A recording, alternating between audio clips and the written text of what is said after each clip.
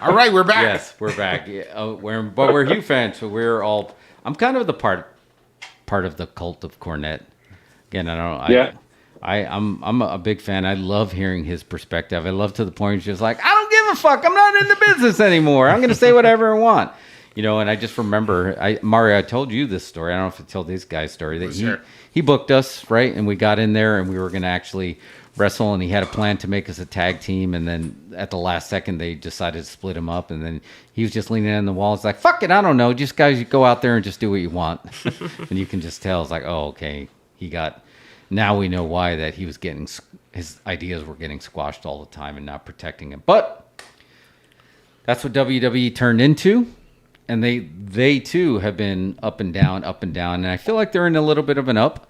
WrestleMania got thumbs up. I think we're all pretty happy with it. WrestleMania 38, if you're keeping track at home, 2 nights in AT&T Stadium in the Big D, Dallas, Texas. And this pay-per-view is WrestleMania Backlash. What the idea is, Hook, just so you know, that this is going to be... They used to call it the WrestleMania Revenge Tour. That stuff that happened at WrestleMania, this is the backlash from it. And they threw the name in. It used to be called Backlash. Now it's called WrestleMania Backlash. So this is the revenge matches of everything that happened at WrestleMania. Yeah. It is the people like, it's like a telenovela. It's like, no, telenovelas end. Wrestling never ends. Yeah, right? It sounds like it. Mike, just so Mario hasn't watched it yet.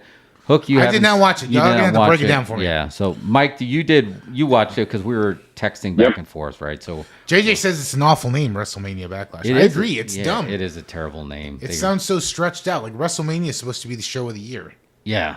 You really just don't even know it. So it just sounds like they're making more than one WrestleMania. They're divvying up into smaller parts. And they don't need to. Just call it WrestleMania. It's already tough that it's going in 2 nights because they've already backed themselves into a corner. Now they have to.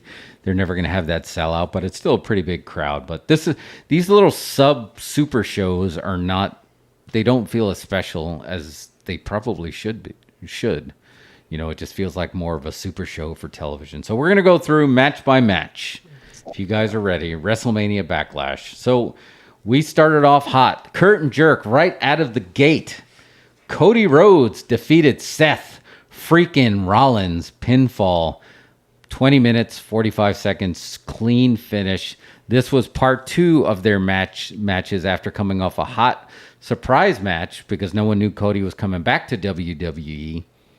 And I thought this was a great match. Cody, I was telling you right now, he might be my favorite wrestler just because right now, because he's living kayfabe. Like if you watch him on the Broken Skull podcast, Mike, I don't know if you've seen that yet, but there is no, this is my character and then this is me. It's Cody all day long, and that's what always made the magic work with pro wrestling. Yeah, I haven't seen the Broken Skulls podcast in full, but I understand the angle that they're taking with Cody Rhodes. And I love it. Like the match between him and Rollins, the only thing that I will say is that putting that match at the top,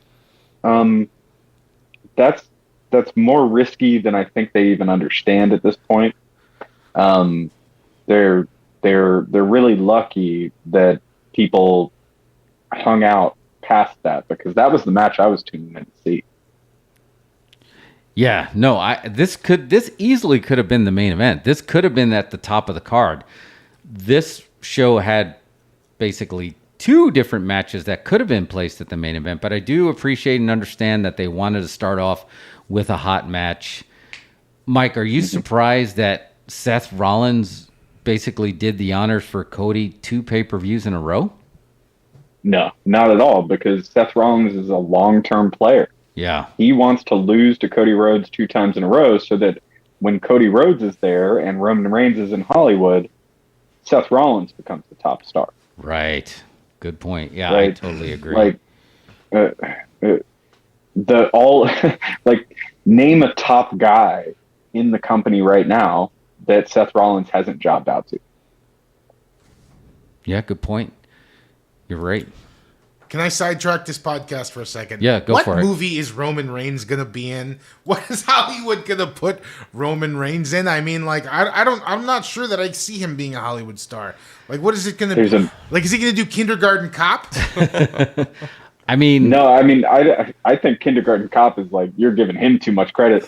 I'm seeing like Skyscraper 2, Walking Tall 3, right? Like, he's going to go there because he thinks he's the biggest guy in the room right now. Of course he's going to go there. He's not going to do anything for years unless James Gunn hires him. Here's the thing, because like, if you think about like Arnold Schwarzenegger, or you think about The Rock, or you think about someone like Cena, you put him in some khakis and a short sleeve button up, and they're the Applebee's manager, and that's a wacky comedy, right? Like, you can do anything with that.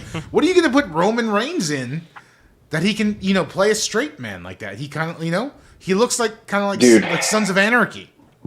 All right, but okay. If you want Roman Reigns to be a megastar, you put him in Suburban Commando 2. I can see that. Yep. I mean, you think he's going to worry about calling in favors from his cousin, right? Possibly, because Rock, he was in Hobbs and Shaw. Hook, do you know who Roman Reigns is? I have no idea. All right, let me put up a picture. Y'all keep talking. Roman Reigns comes from the Anoa'i family. That's basically wrestling royalty of the Samoan kind. Okay. That traces all the way back to the 60s with High Chief Peter Maivia. But his father is one of the wild Samoans from the 70s and early 80s, Afa and Sika. And Sika was his dad. So there's something about this Anoa'i family. If you can trace the lineage, they have a lot. I don't know of if you can see that, Hook, but that's Roman wrestling. Reigns. He's the WWE champion. Oh, dude, he's got kind of a Rock tattoo thing going on too. Yeah, so yeah, JJ JJ says Roman Reigns get cast in all the movies, the sequel movies to The Rock that The Rock does, like the straight to video ones. That is a good start. I mean, it could be done. I mean, did we ever expect Batista to be the second or third? I mean, I guess it's argued whether he's the second or third biggest breakout in Hollywood. I mean, John Cena, I'm really not surprised because he looks like Matt Damon found the weight room. But no, but Mike was Batista? right. He called it. James Gunn and we've talked about this before, Jeff. James Gunn is the best director to book pro wrestlers. Like he gets them over in everything. He did, yeah, you're right, because if he got Batista over and he got John Cena as Peacemaker. John Cena was a scene stealer in a lot of just cameos, right? Whether it's Daddy's Home 2 or the movie with Liz Lemon. I can't think of it. Right, but he was like, he actually built his career on those cameos, right? Because he was the father to that like annoying Nickelodeon kid or Disney kid. I don't remember what it was that like John Cena was the dad to single syllable name Disney movie kid. Loop. Yeah, I can't remember what it was, but I feel like that proved that John Cena isn't like just an asshole. And James Gunn took that energy to the next level. He made Batista a star out of nothing. it did come out of Roman nowhere. Roman Reigns can make more money being less famous in Hollywood than by being the top guy in WWE. And make no mistake, he is the top guy. This is the first time in a long time they finally listened to him to like make him, let him become a heel, and now it's the hottest act in a long time, to the point where I think they're going to be letting him break that record as far as like the longest reigning champion. He's not going to come close to Bruno or Pedro or even Bob Backlund, but I think they don't even mention Punk, so I think he'll beat Punk's. I think he's already beaten Punk's record, so it's going to be interesting to see how that played out. But with Cody, I feel like finally, and just so you know, Hook, I don't know, you know the American Dream, Dusty Rhodes. You remember him? Hard times, Daddy. I don't. 7. No. I got my pretty pink princess phone right here. I'm gonna call up Elvis. Elvis, hello. You got Marilyn Monroe on the line. Yeah, sure. Yes. Well, the good news is there's a documentary that's coming out that's basically being endorsed and assisted by Cody Rhodes. That's going to be all about the American Dream, Dusty Rhodes. But another wrestling legend. He wasn't getting a fair shake in WWE. He left. He traveled the indie circuits. He decided, somebody went online and said, nobody can ever put 10,000 seats in this building. Cody Rhodes out of nowhere said, I'll take that bet. Next thing you know, bing, bang, boom. They book a show. They're selling out buildings. And he finds a money guy, basically the son of the person who Shad Khan, Tony Khan, they own the Jacksonville Jaguars, billionaires. Oh, yeah. They get them back on TNT with a new company. So Cody basically founded the competition. Brought in Bryan Danielson, brought in CM Punk, bringing in all these names, created like real competition again, where people are having a brand alternative. They don't give Cody what he wants with his contract, so he waits for his contract to end, and he goes back to WWE after just creating their competition. That's wild. This is real. This is what makes wrestling beautiful. This is a real story playing out, because now you have an EVP who started your competition, jump back to you, and now has all this knowledge of all the contracts, of the dates of when the wrestlers go out, the money that they're making. Yeah. But at the same time, he just wants to do right by his dad, because you know what? There's a show that happened in the 70s. They had a squash, a schmoz finish. Dusty said he had the win, but he couldn't win the belt. So now he's making it like personal, that I really want to have this belt for my dad because it's real to me. That's honored. So it's like there's a real story that's playing out. And for once, WWE's not leaning into the corny stuff. They're leading into the real story, which is making this so compelling. Like this guy, it's like a dramatization of reality. Exactly. It's just like this really happened. I created your competition, but I want to come back because I want to honor my father's name. That's so interesting how it mirrors reality in that way. And that's what it's working so well. So I think with this, they finally created somebody that there hasn't been really anybody that you felt like in the past 2 years that's not named Brock Lesnar that could beat Cody, that could beat Roman Reigns. And the only reason Brock Lesnar is because, again, they blended reality with the fantasy, because Brock Lesnar, everybody knows he went to the UFC and he won the title in quote unquote real fighting, shoot fighting. So he always just walking in the building, he's on their giant. They're like, oh my God, that's Brock Lesnar. They didn't have that with anybody else because everybody else felt like a character. Right. And I don't want to feel like I'm watching a character. I want to feel like I'm watching the honky tonk man, because this guy really thinks he's Elvis. I want to believe that. So now they have Cody Rhodes, who's just every match he's had so far has been great, and all his promos have been great. Right, but there's one thing we are leaving out here, and that's the fact that Roman Reigns was the John Cena of this era until he announced that he had leukemia, and he was being pushed, put in the main event, winning. Everyone hated him. He was getting booed. He had a relapse of leukemia that made him leave the ring for a while.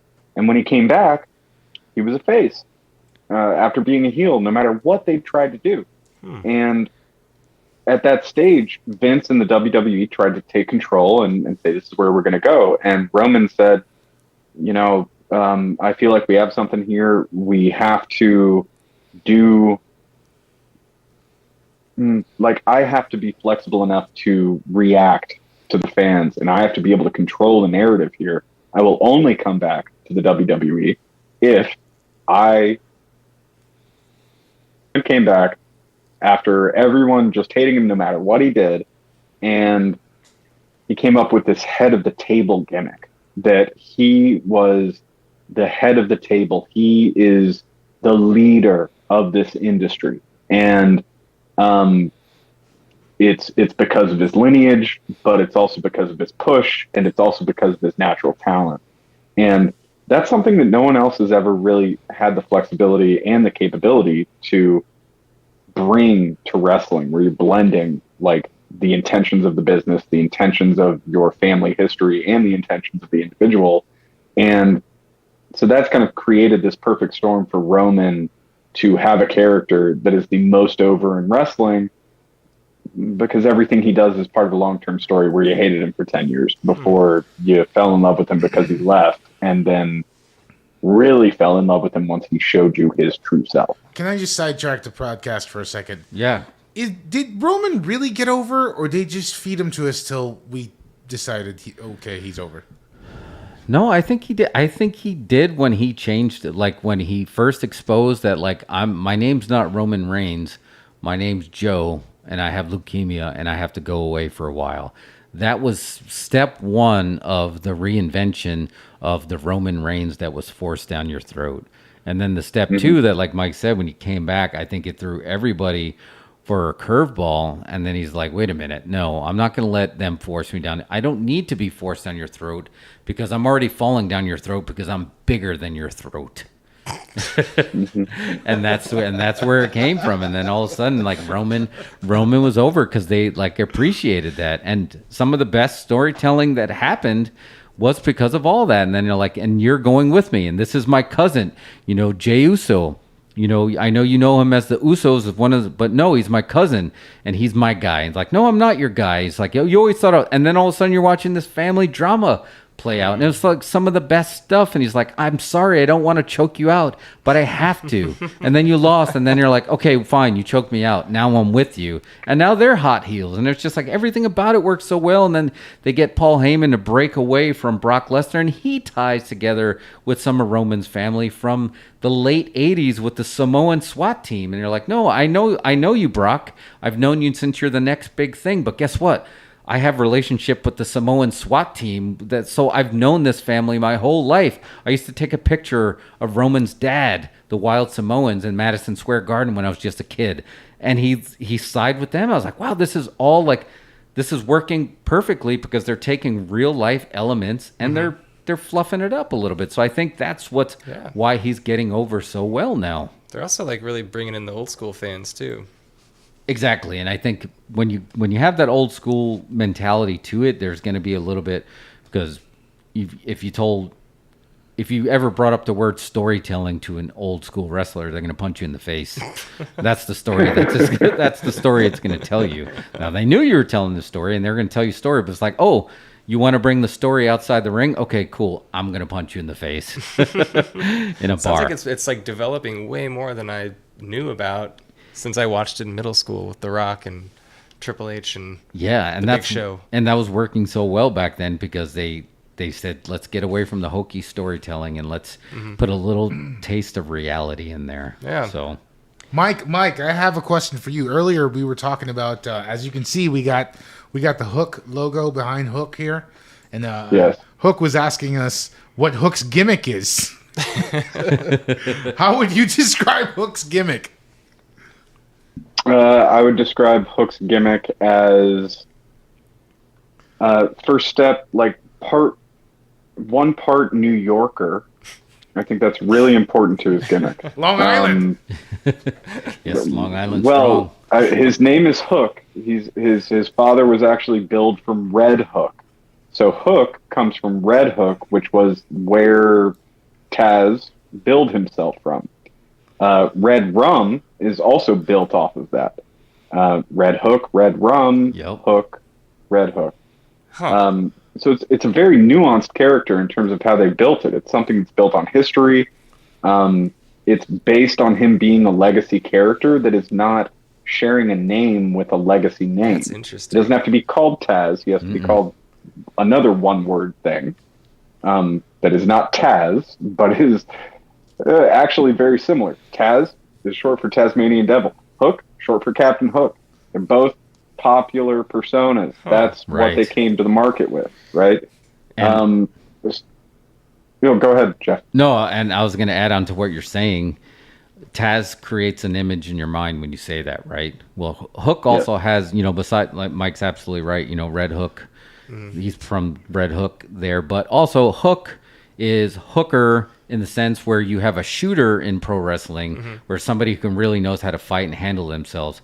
A hooker goes all the way back to, and not the oldest profession in the world, I'm talking about a different hooker, like when the carnies would actually, before wrestling was somewhat staged, it was staged in the carnival tents.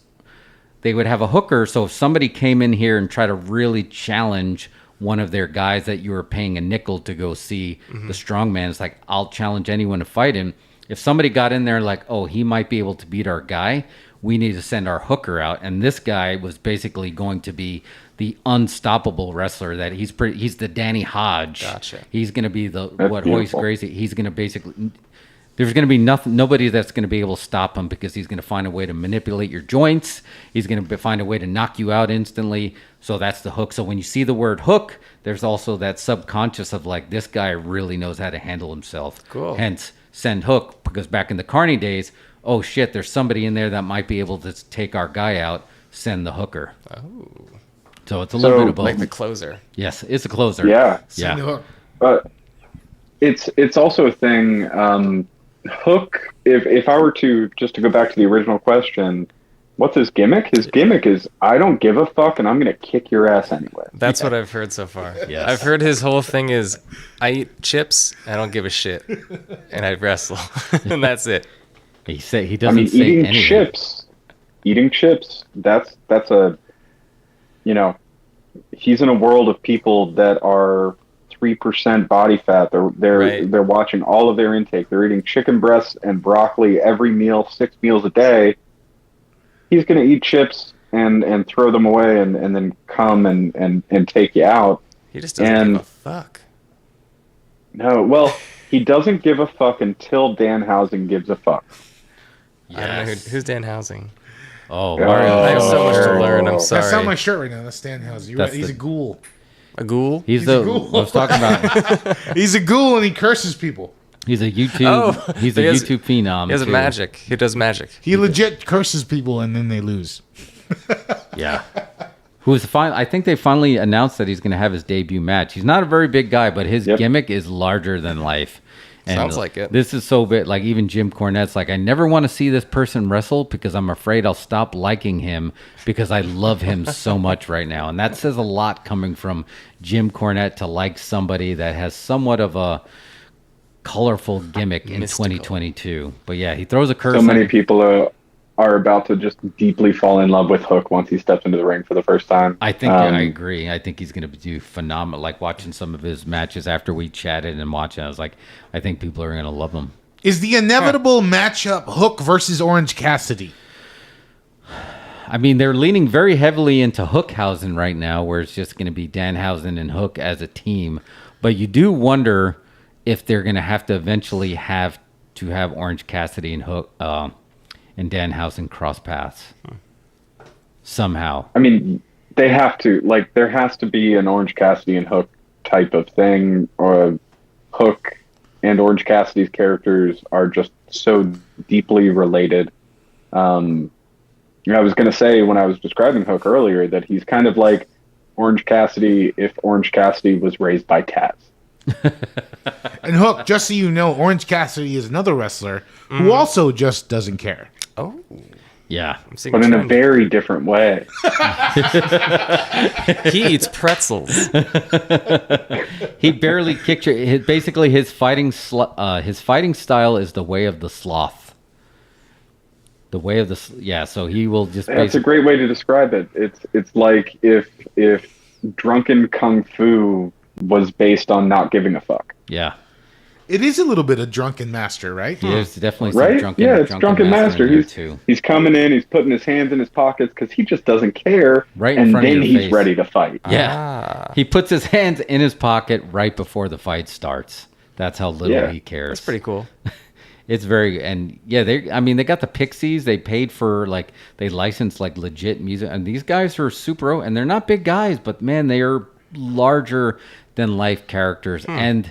They don't feel like they're playing characters, and that's why I feel like it works so well. Like, you never see any of these guys at a character, so it feels very 80s, like, oh, man. And I would put Hook, Orange Cassidy, Danhausen, they're in that group that it just works.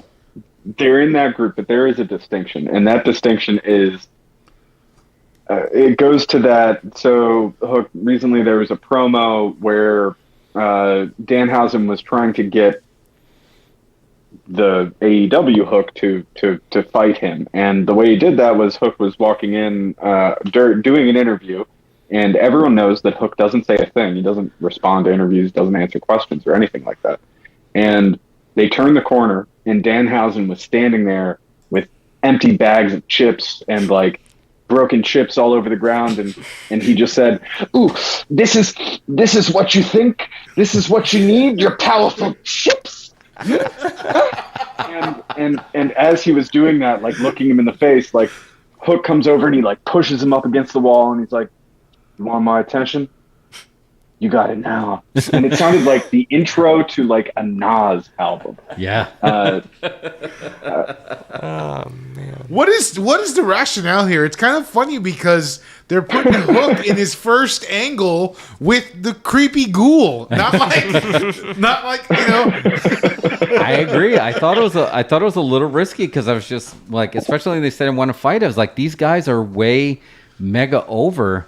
Like, are you going to split the crowd right out of it? But then you realize there was a long play going on, and the crowd is already like, oh, okay, I see what you're doing. And they started to chant Hookhausen, Hookhausen. So maybe they're going to start a faction rather than fight each other. Or maybe they're going to fight each other, then start a faction. Which, again, my take on it is this. Team Hell No, Team RK Bro, Team Hookhausen. Yeah. That's how you create stars today. That's a good point. You make people laugh at them, and then they prove themselves. And that's a good way to put it, because the teams that you just mentioned are tag teams can get over as tag teams together, but the ones you just mentioned are all over by themselves and over as a team at the same time.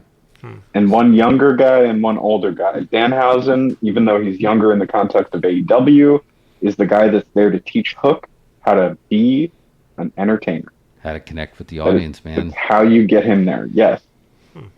Have people care about what you're doing, not just what you can do. Have them care what you're doing, and that's when you win. That's when you start making the big money. Hook, we'll show you some Hook clips after the show. Yeah, so you can leave with some context. I know it's kind of like we said. Show him some Danhausen clips too, man. I got a lot of Googling to do tonight. You got to follow Danhausen on YouTube and just watch his vlog, and then you're good to go. Also, I just need to say we need to continue to have segments where we have people on the show that don't watch pro wrestling and we describe it to them. Yeah, because that's like the coolest shit. Yeah, and it feels like and we're getting you excited, right? We're just we're pitching you to watch it. Genuinely curious now. Man, and it's good. And tonight's AEW, and right now they're in Long Island. And just if you watched, and I think Punk is, in Long Island, Punk's a heel, so he's wearing an Islanders jersey of a guy who got traded from the Islanders. So he's basically like, I'm going to be a scumbag because you guys are going to cheer for MJF. Awesome. Jeff is going to be upset after the show. I'm going to be very upset. Whatever comes out about the Islanders tonight. I mean, they didn't even make the playoffs this year. I mean, and that's a shoot. He's going to be upset. Yeah, because it's just like, why does he have to be a heel in Long Island just because they're going to cheer for MJF? They might still cheer for you. So it's just like, well, screw it. I'm going to take a crap on your hockey team. And it's like, then you're definitely going to boo me. I mean, the Islanders, oh man, I feel like opening of Mallrats, playing on Sega Genesis. We never beat the Canucks. That's the thing that sticks in my head. So two things here. Shoot, Danhausen is my favorite wrestler right now. I really deeply relate to him. Pretty good. Pretty good. Pretty evil. Pretty good. Pretty evil. Pretty good. Pretty good. Very nice. Very evil. It sounds like Larry David. These things with his eyes. It's a little bit. I love it. It's a little bit. No. He said it sounded like Larry David. I was like, a little bit. I mean, he's kind of Larry David. But anyway, Danhausen. I gotta get circling closer. back around to WWE Backlash.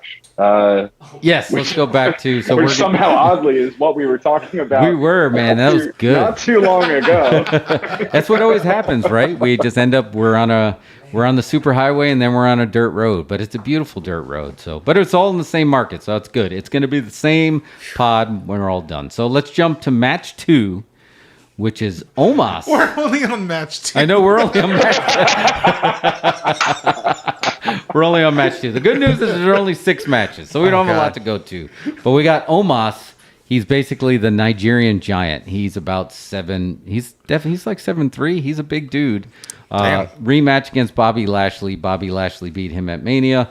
Really nothing of note happened here other than Omos beat Bobby Lashley, so they had a 50-50 booking there. Mike, I don't know if there's... I skipped this match. I literally went and watched YouTube for 15 minutes thinking that I could come back and still catch the promos for the next match. Yeah, and it was the second shortest match of the second shortest match of the night. Nothing happened of it other than MVP is just solidifying that he's against Bobby Lashley, so nothing big. Next match was Edge defeated AJ Styles. So this was big just because Damian Priest recently had a little bit of a heel turn as well. And Edge, Mike, correct me if I'm wrong, I believe you had a better name for them than the name that they gave them. Yeah, they call themselves Judgment Day, but they're led by Edge, and their whole gimmick is wearing dark clothes and being vampires. So I think WWE missed a big opportunity to call them the Edge Lords. It's like that was like I was like, you should just tweet it and tag them, because there's just no way they're going to come up with something better. Edge and they didn't. Damian Priest and Edge. Very trending. Yeah, there's really nothing that came from this. I don't like the only Rhea. Did that happen on Raw? Oh yeah, I guess it was related because that happened in Backlash. Oh, that was Backlash. Oh, yeah. For some reason she came out. She was hooded. She had a hood up. Yes. She had dark over her face, and AJ Styles was up on the corner trying to jump off, do some Karate Kid ass shit. And she came in. She pulled his leg. He fell. Everyone on the commentary team was like, "Who is this guy? Who is this guy? Who is he? What is he doing?" And it's obviously a woman, because Rhea Ripley is like a very large woman with curves. Yeah. And so eventually she kind of uncloaked herself, and it was Rhea Ripley, and they all did this together, and it was a party. Yeah. And so their Judgment Day has their first official female member. So we got Edge leading Damian Priest and Rhea Ripley, who both feel they were disenchanted and misled by the fans and the other wrestlers. So now they're heels, and they got the nice purple color. And yeah, it was good though. I'm a fan. I like that, because they really weren't doing anything of note with Damian Priest, and they kept fumbling around with Rhea Ripley as well. So I do like the idea of taking Edge and helping to get these two over, because they should be over. I mean, Mauro, they actually hinted to his name. Remember, it was Punisher Martinez was his name on the indie circuit. But Mike, what is, like, they're saying like, is that the name of his finishing hold now or something? They're acknowledging it. No, I think Edge is giving everyone one name. Oh, yes. So I think it's like the Punisher and the Eradicator. My take on it is that Edge is going to build a 4 horsemen of the apocalypse, and that he's going to be like the sentient force that guides the 4 horsemen of the apocalypse to carry out Judgment Day. Yeah, that might be the way they're going. So it's a little bit more. So it's like the Eradicator, it's in the Bible. The Punisher, the 5th horseman. Yeah. I really thought, Mike called it like right before. Mike's like, I really feel like this is a spot for somebody to do a run in. And naturally, I thought it'd be Finn Balor, because he has history with AJ and he's been doing run-ins. I was like, so everyone wants him to team with AJ, get, a Bullet Club reunion. But I thought there would be a swerve and he's going to come out, because he has a persona where he's a demon. So I thought that's what was going to happen. I've seen him before. Oh, yeah, he paints his body. Yeah. So I thought they were going to do a demon and he was going to be part of it, but no, the swerve was he came out to help AJ in a non-demon form, and then Rhea Ripley was the run-in on that. And I mentioned this to Jeff. So Rhea Ripley did her run-in, and both Finn and Damian Priest had already appeared. So I feel like the tension in that spot would have been much higher if there wasn't a run-in, we hadn't seen Damian Priest, we hadn't seen Finn Balor. All we've seen is a masked, hooded figure, and it could literally be Rhea Ripley, Tommaso Ciampa, Finn Balor, Damian Priest. But by showing them and saying, no, it's not any of these guys before you do your run-in, it feels like they really cut themselves off on the knees in terms of like what kind of excitement that moment is going to build. Yeah. Yeah. I agree. Because, that's another, they could probably do something with Tommaso and make that work. So I'm excited for it. Edge came back and he had his original babyface pop. People are happy to see him. I feel like he's getting more long-term pops with that Brood type entrance. So this is their way of leaning into is like, well, it's Brood, but it's not Brood, because I feel like Brood, they never really touched. And Hook, just so you know, Brood was basically the Lost Boys in the 90s of just cool. And they actually had the vampire kind of leading them. So they were these vampires. They came out to fire. So they're leaning into that heel version of that. So I think I remember Edge too. Was Edge like an somewhat older wrestler? Yeah, Edge was. If you were watching in your middle school, that was Edge time. Okay. Yeah, Edge was there, so he's back. Hey, we hadn't shown Hook's graphics yet. Let's check Hook's graphics. Yeah, throw them up. That's on our Titantron. Look at that. We should have used that way earlier in the show. I completely forgot about it. Oh, yeah. Just left the graphic up. That's good stuff in there. Oh, yeah, trippy. Whoa. That reminds me of the scene in Time Bandits. Where is the book? Where is the book? All right, next match. We got 3 more matches. We'll build. So the next match, Hook, you're gonna know both of these names, I believe. Rowdy, Ronda, Rousey. You know her from UFC days. Yes. So she's actually a WWE performer now. I think I heard about that. Yeah. So she actually defeated Charlotte Flair, daughter of the Nature Boy Ric Flair. Woo! Oh, really? Yeah. So she's got pedigree, but she beat her in an I Quit match. And the thing about the Ronda Rousey matches is a lot of people don't like her because she's very sloppy with her wrestling. And and it's not a problem if you look at it from, she really brings a sense of danger. Like she might hurt somebody because she really gets too much into it. And I feel like she can easily, oops, I snapped your arm. Oops. Ouch. So I don't know, Mike, if you agree, or Mario, if that's how you feel. Like I don't think you're not a Ronda guy, right? Me? Yeah. I guess not. Not really. I feel like she kind of like stands out as far as in professional wrestling. She doesn't blend into it well. No. She just feels awkward in it. She's very awkward. Yeah, it comes off as very dangerous because I was like, I would be afraid to be body slammed by her because I feel like she's going to put you through the mat. Yeah. And I always thought they were going to. I feel like. Go ahead, Mike. Yeah, they need to lean in on that as her gimmick. Yes. She shouldn't be the baddest woman alive. She's the most awkward wrestler alive. That would like fit it a lot more, and she should be able, she should have a character that, they haven't done a Team Hell No moment with Ronda Rousey, and that's what they need to do. They need to make her human by making her the butt of a joke, and she's always just been the biggest badass that is out there. That's a pet peeve of mine. Everybody can't be a badass. She doesn't strike me as someone who would be down with that.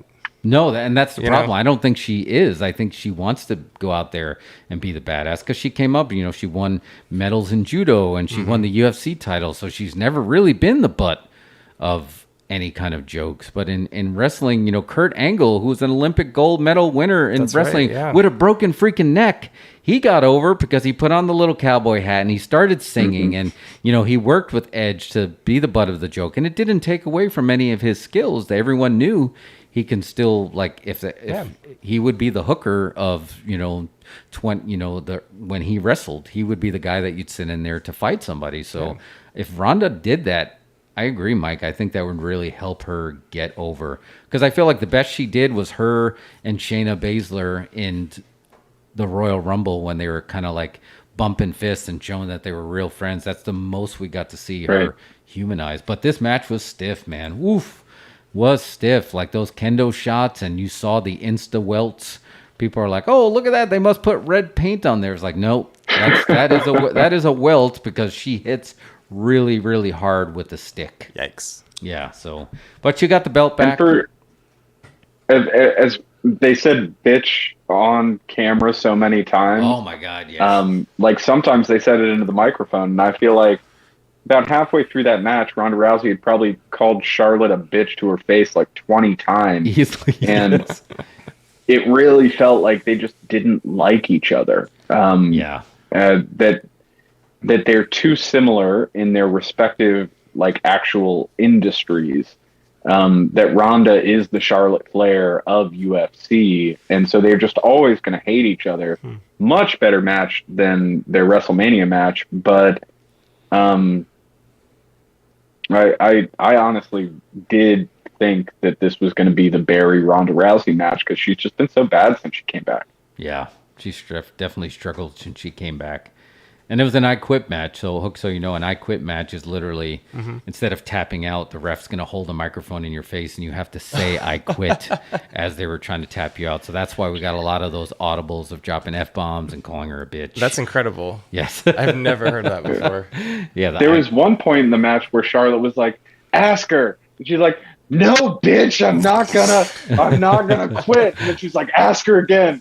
And Ronda was like, no, bitch. And then Charlotte was like, ask her again. Wrestlers should only say hell and ass, and that's it. They shouldn't use any other curse words. No, not. Again, Ronda's the baddest mom on the planet, so that's what she's gonna do. So, but it was a stiff match. If we're gonna mention moms in wrestling, you see that Asuka promo on Becky. Oh yes, Asuka had a return. You gave me the belt to go be a mom, yes. But now you the baby. Oh, good.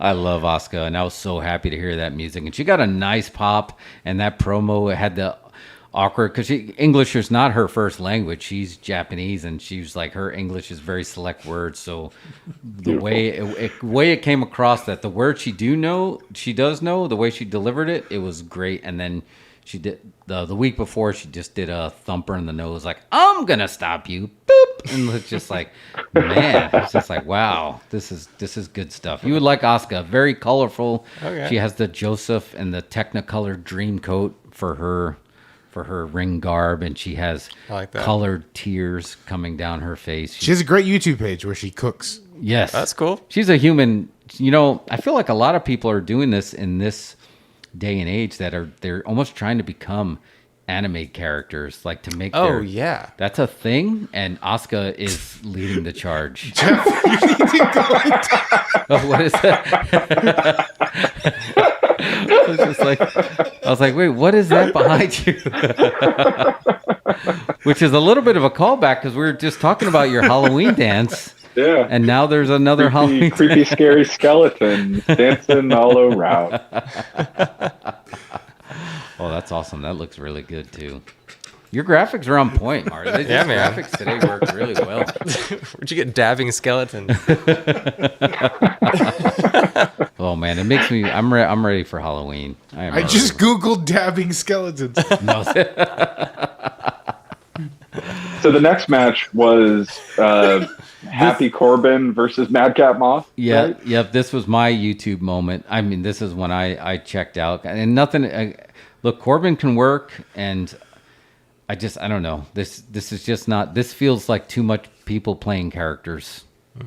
Yeah, totally. I mean, they're gonna bring back Madcap Moss in 4 years and call him like Hadcap Ross or something, and say that he's the younger brother of Madcap Moss. Oh man! So it's really hard to invest in characters like that. No, and this is Corbin's like third or fourth character. It's just it's. He's a great wrestler. That's the thing. And both of them, and Madcap Moss has a good look. But I mean, just like they were better together, but now that they're fighting each other and you're not really investing in either, it's just like, okay. But I guess this was the cool down match between Ronda Rousey, Charlotte Flair, and the main event, which is the Bloodline. So Jeff, how would you sequence these matches? Like, okay, so main event happened. It was a fine main event. No belts on the line. 6-man tag, right? Like taking that into consideration, we'll probably talk about it more a little bit later. How would you have sequenced the order of these matches? Honestly, the only thing I would have done different is I would have flip-flopped Ronda Rousey and Charlotte Flair. I would have made that the main event, and I would have made the Bloodline versus Drew McIntyre and RK Bro. I would have made that the match before.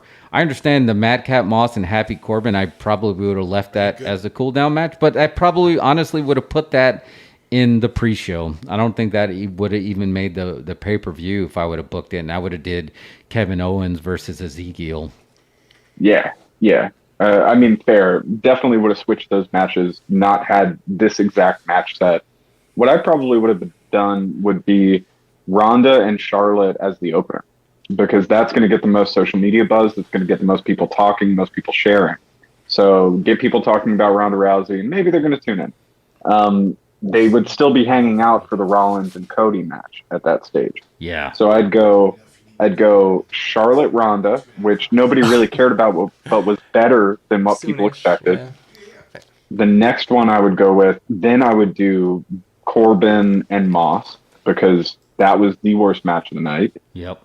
After that, I would probably do Edge and AJ. Then I would have done Omos and Lashley. Then I would have done the 6-man tag, and I would have had Cody and Rollins as the main event. Yeah, I mean, there's no way that didn't feel like a main event. And I feel like they've been leveraging Seth freaking Rollins in that sense where, he's the first time that he did a curtain jerk and went over for the title in WrestleMania. And I feel like they're leaning into that. And the whole thing with the curtain jerk is just they want it to be the hottest match. And looking at that card, they probably said, okay, this is going to be the guys that actually are going to get nitty gritty and go. But you're right. It's almost a disservice because it was so good. And it was main event level. And people are already, Dave LaGreca is already talking about this is like, he sees this being a Flair Steamboat type series where he wants them to have more matches. And I'm already ready for Cody to make a run at the belt, but I can... So what if WrestleMania is Seth Rollins versus Roman Reigns and Cody Rhodes has Money in the Bank? Oh, wow. Yeah, that'd be good. That's what I see. I see Cody definitely adding to the intrigue of Hook. So remember we're talking about he wants to save his father's legacy. He wants to add to his father's legacy. So you can get this Money in the Bank. You can win it, which basically you're going to get a contract that means you can try to win the title anytime you want. You just got to run in, hand the contract. You can do it after somebody lost the match. You can run in, hand in the contract, and you can fight for it. So how many matches are left, Joe?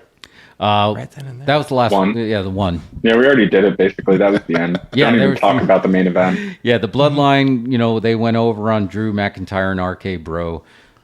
Drew needs a makeover. The Scottish Warrior. We went from the Scottish Psychopath to I have a sword named Angela. So it's just like, I don't know if that's working for me. But it was a good match. It's just the storytelling, just like, okay, the Bloodline continues to dominate. Then why did you burn this at the main event? Because I wanted to see Ronda hold up the belt, or Cody said one more step closer to my legacy, but instead the Bloodline continues to dominate, which I'm fine with, but it just didn't need to be the main event. RK Bro, just so you know, is the Jeff Spicoli of WWE, Fast Times at Ridgemont High, bro. Cool. And he tamed. There's nothing wrong with enjoying a little pizza on our time. Learning about Cuba, having some food. But yeah, so he tamed basically the Viper, who's could strike RKO. You've probably seen the memes. RKO out of nowhere. Yeah, that rings a bell. Yeah. Yeah. So they're the odd couple that won the tag team titles. So they're definitely all main event level, but this card could have done well to rejigger their order because the matches were all pretty good. I mean, I didn't have any, the Madcap Moss, Happy Corbin, probably like I said, that was the thumbs down, but all in all, it was a good show, but it doesn't have that same, coming off of WrestleMania, there's always a little bit of steam that's lost.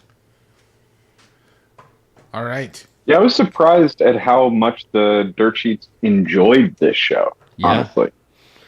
The web seemed to hold it up as a very nice wrestling spectacle, and maybe it was, but I feel like they just could have done a lot more. Exactly. So we'll see. We'll see where it goes. It's all on Peacock, though, so you just pay your $5.99 and we'll see how it goes. So I have Peacock. You have Peacock. There you go, man. Right. Watch Firestarter. I just keep getting the hook for the graphics. Why didn't we bring these in way earlier? Yeah, these graphics. I think that's a perfect way to end the show. I mean...